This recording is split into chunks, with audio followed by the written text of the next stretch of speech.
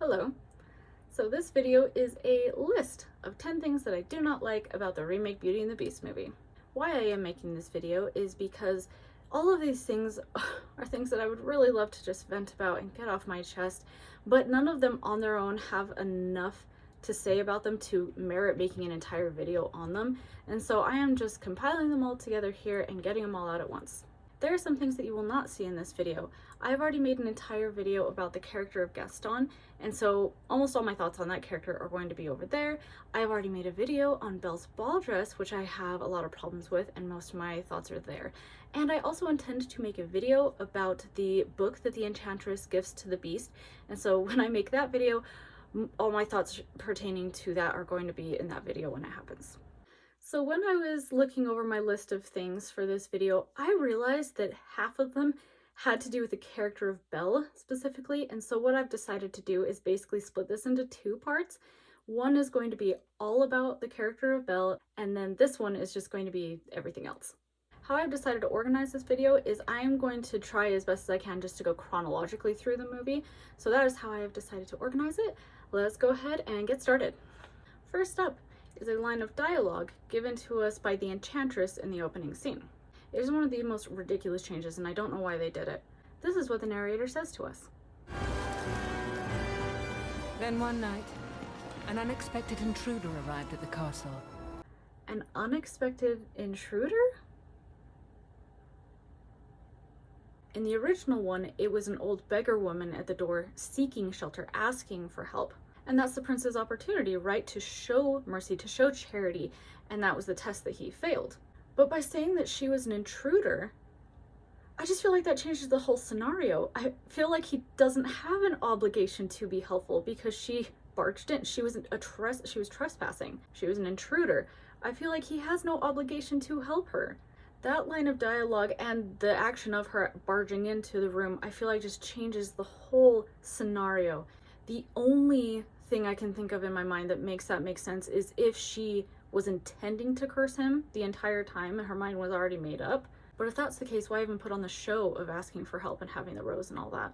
And also, it's strange that she did decide to just kind of hang around, because if she was just going around looking for people to curse who were selfish and unfeeling, how come Gaston got off so easy? Why wasn't she cursing him? But I digress. So I do not like that they changed that line of dialogue. I think it just changes the entire dynamic in a very bad way. Number 2 is Lumiere's design. I have two major problems with it. One is that it is not consistent. He has two forms. When he is inanimate and trying to be disguised as an object, his arms become all longer and super ornate. But then when he becomes alive and is animated, he suddenly just turns into a little metal man, which is my second problem. I don't like how he just looks like a human. I feel like that is very uncreative, and I feel like they could have come up with something more special. I can understand how they probably wanted him to be able to perform during Be Our Guest and be very flexible and be able to do that, but I feel like there are ways they could have gone around it. One thing that I can think of, I mean, I'm not a professional designer, but maybe have his legs be together, because then they could still get away with him having arms and a face and everything, but he would still look more candlestick-like, and he could still, I feel like he could still perform pretty well. Anyway, that's a middle ground I feel like they could have gone with. But what bothers me about Lumiere's design is how he changes forms. I don't understand why he gets two forms when no one else does, and how he turns into just a little metal man. Number 3 is the design of the Beast. I have a few things that I don't like about his design. One is I wish that he was bigger. They did do a good job of making him quite a bit taller. Dan Stevens is on stilts when, on set, and so they did make him taller, but I just wish he was more stooping and more intimidating. I think I wish he was more broad and his shoulders were bigger or something like that. I just don't feel like he is big enough. I think one reason maybe he couldn't have been is because they want to give him human eyes, right? So that you can make that connection between the Beast and the Prince and it's the same being. And if you want to keep the proportions the same and have the eyes the same size, you would have to keep the Beast and his face to a certain size as well, I'm guessing. Because in an animated movie, you basically just have to make the eyes the same color and you're able to make the connection. So I get that that might have been one of the things to where they couldn't scale him up too much. But anyway, it's just a shame to me that he isn't just more broad and intimidating. The second thing is his horns, and this is petty and I don't know if anyone else agrees with me, but I'm sad that they go back. I wish that they went forward. With them going back, it makes him look much more approachable and soft. And I just don't like that. I think it's better served for the character for them to go forward. It makes him look more intimidating and aggressive, and I just think that fits the character and the narrative better. So anyway, to me, I don't like how they go back. And the last thing is, I think, actually more objectively wrong, and it is his hair. I just don't feel like they made it realistic enough. It looks fake. It's too sleek, it's too stiff. There is not enough life in it. It needs to be moving more. I need to see more flyaways, and it needs to interact with his clothing and shoulders more, is one of the biggest things, is just how it's so stagnant. I don't know why it looks that way. The animation department might have just run out of time or money or something, and it may not be their fault. I don't know. But it is just a shame to me that his hair looks that way, because I think that is a big factor in the believability of the, realistic nature of the character. It's harder to buy him as being real when his hair just looks so stiff and fake. Fourth thing is a part of the story that they changed. When the Beast has just taken Belle as his prisoner, the scene starts in a pretty important way, in my opinion, showing the Beast being a little bit uncomfortable about what happens, maybe feeling a little bit of guilt. That helps us, the audience, connect with him a little bit, and it helps us to realize that there is someone inside of there. He's not just a complete beast. There is a prince buried in there somewhere, and it helps us to understand his character a little bit better.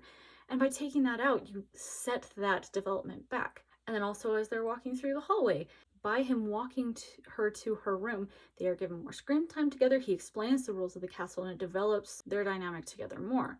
But in this remake one, they gave that to Lumiere and Cogsworth. They take her to her room, and it is their idea. It's not even the Beast. He has no idea that it's happening. They really cut the Beast character back in this movie. But anyway, so I do not like how they gave that scene to Lumiere and Cogsworth instead of keeping it with the Beast.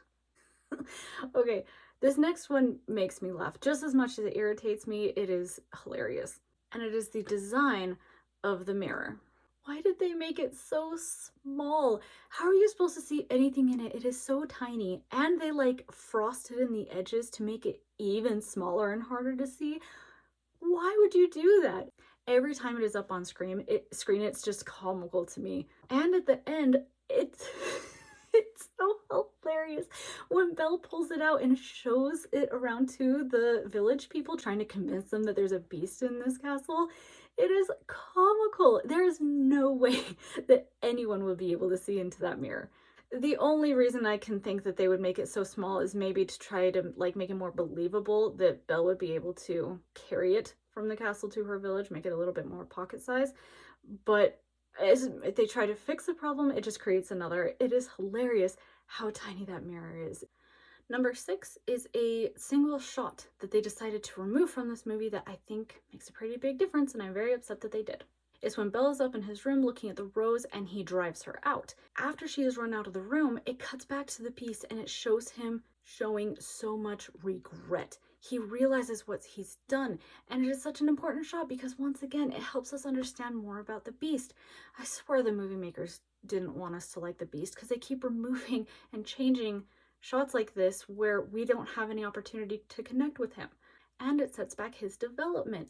Throughout the movie, the first outburst he has with her at her door, after that, he doesn't show any remorse. There's no character change. Then there's this one where he still has his outburst, but then you see that regretful shot and you realize he is learning and he is developing. And then towards the end, like when he's with Gaston, before he does anything he would regret, he recognizes it and stops himself.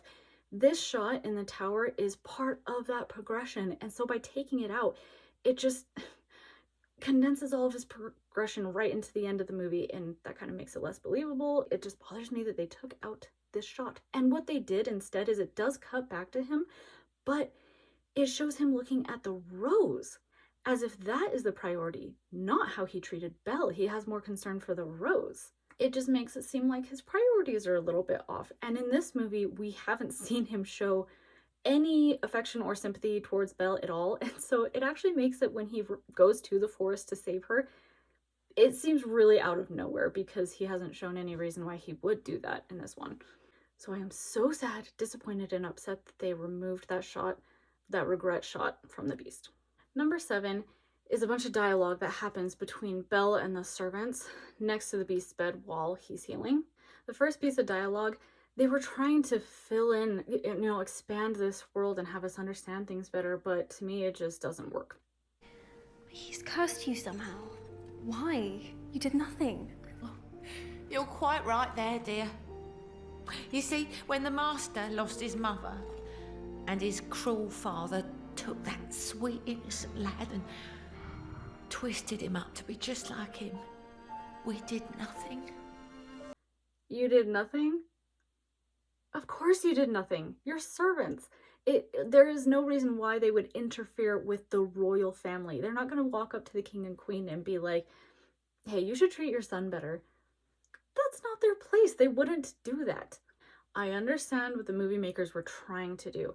They were trying to make it so that the servants weren't complete victims, right? That the spell on them was deserved somehow. So that's, I know what they were trying to do, but it just doesn't make sense.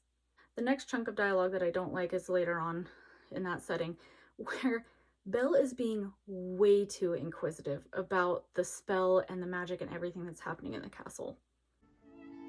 What happens when the last petal falls? The master remains a beast forever, and we become rubbish. We become rubbish. I want to help you. There must be some way to break the curse. Well, there is one. Oh. It's not for you to worry about, lad. We've made our bed, and we must lie in it.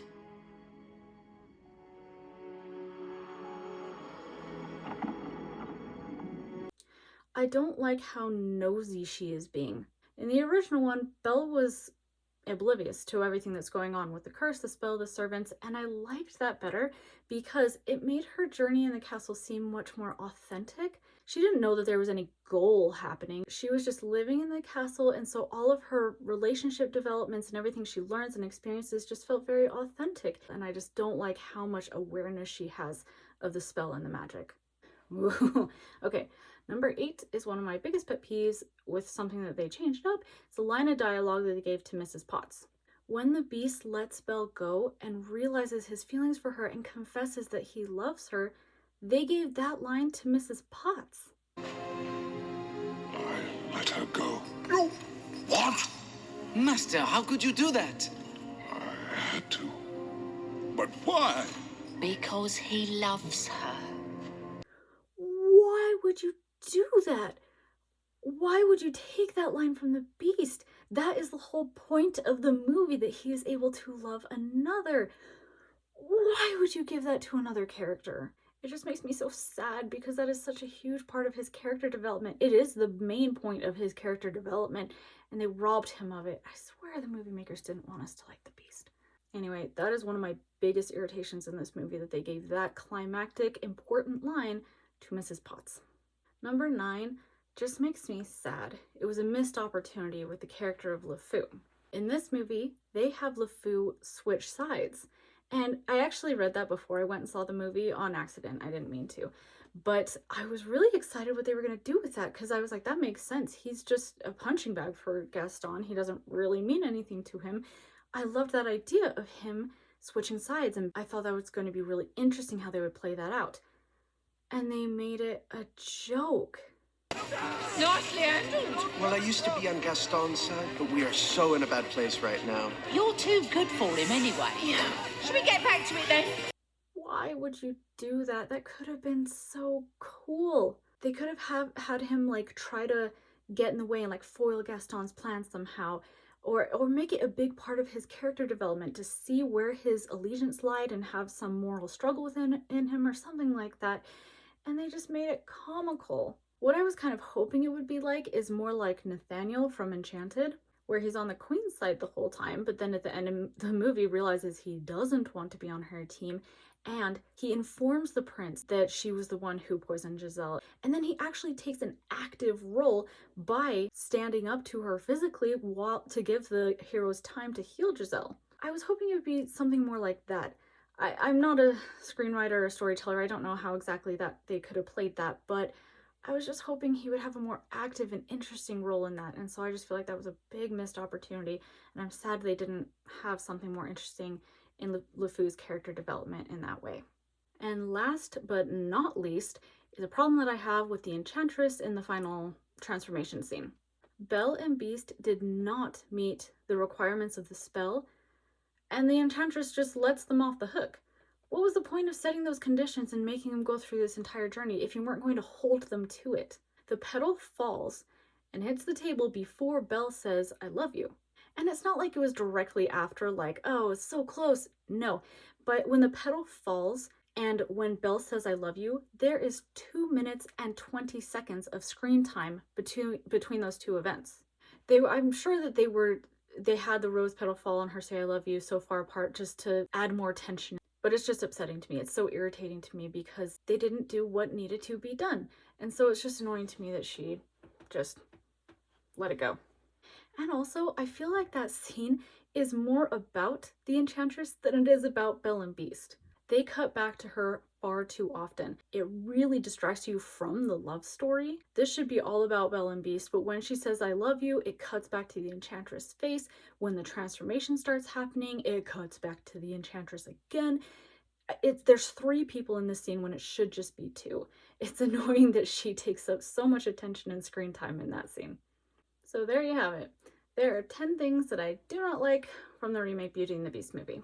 I always feel a little bit bad when I come down hard on this movie because movies don't just appear out of thin air. There are hundreds of people who give thousands of hours of their time to make any production happen at all. And a lot of those people did a really good job. And so I feel bad coming down hard on it, but unfortunately several of the decisions that I think most of them came from higher up people just kind of spoil the whole thing. And so I just really needed to vent, get those off my chest. So thanks for watching and listening to me rant, and I hope you have a wonderful day. Bye.